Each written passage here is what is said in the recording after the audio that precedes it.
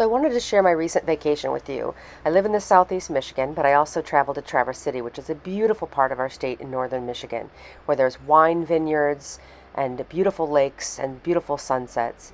And this is the Mission Point. In Michigan, at the tip of is a peninsula, which is surrounded by water, is a picturesque Mission Point lighthouse. It was built in 1870 to warn ships away from dangerous shoals extending into the Grand Traverse Bay. Good morning. I'm Professor Amy Keeley. I am out here in the beautiful Lighthouse State Park. You can hear some few kids and a family out here looking around with parents that are trying to keep their kids busy, but also educating them, hopefully from the conversations I've heard, and then some caretakers at the park.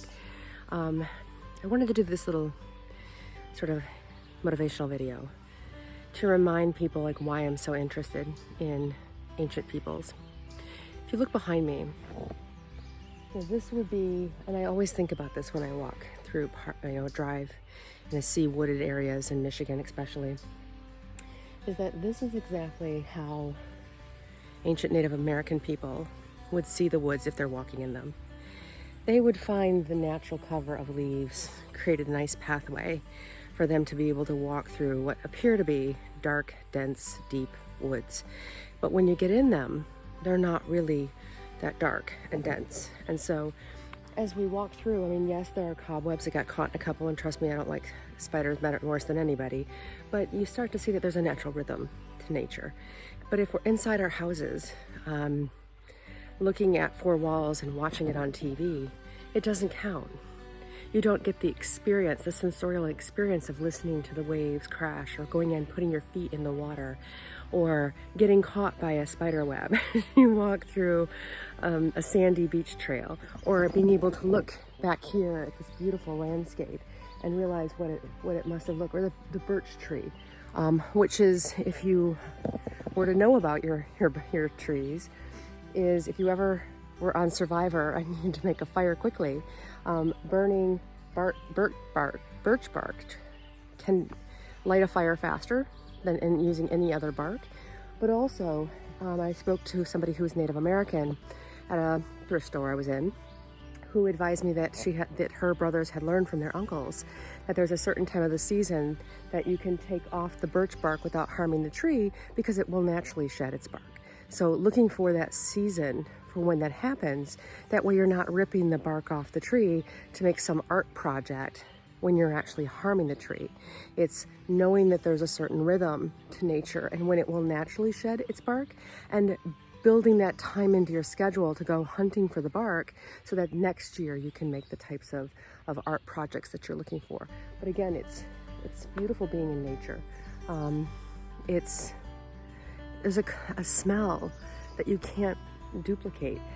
Behind me over here too is an old wooden cabin you can see that they've preserved. But again, taking and recycling things for the modern age, not tearing it down and putting a nice, what we think is an aesthetically clean bathroom system in place, is appreciating nature. Sometimes it's not as aesthetically pleasing, sometimes it smells, but that is the experience of nature.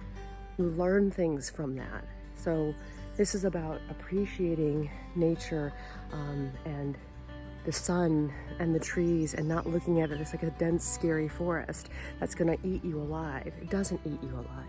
In fact, most of the animals and plants and bugs here don't like you as much as you don't like them. The only time they react is when they're in defense, just like you're in defense. They will be in defense of protecting themselves and their home. So why is it so different that we do that, but they can't? Ask yourself that question. So is this a scary forest? Or is it really a fun adventure? And that's what I asked myself as I walked around, looking at all the different ways that ancient man would have walked through these woods and lived their lives. And I had this moment where I was listening and videoing, and I really felt man's disruption in nature. So take a listen.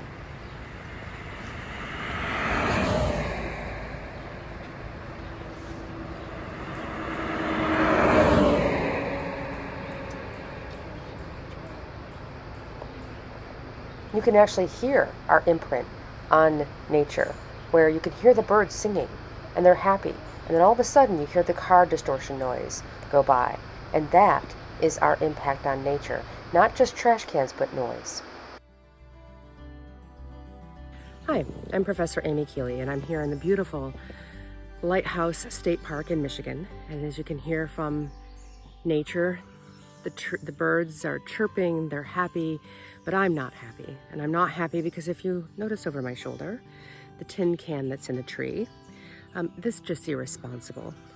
So what does that mean?